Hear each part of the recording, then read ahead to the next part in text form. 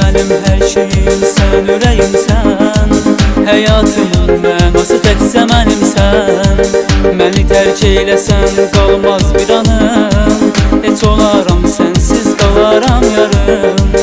Ürəkdə danışmır dinməyir yar.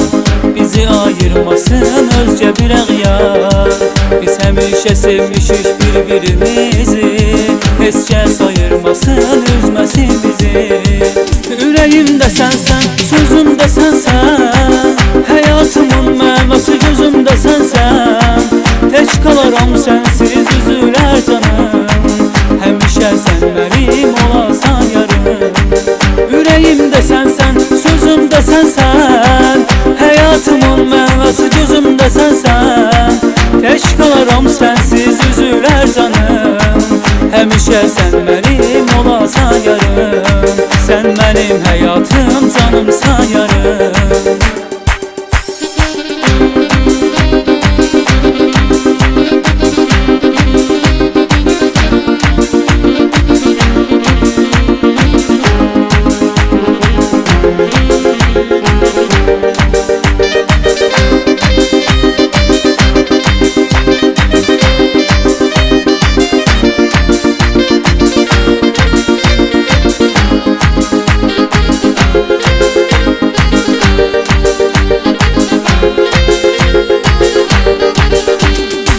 Birinci kessin günümüz olmasın ayrı.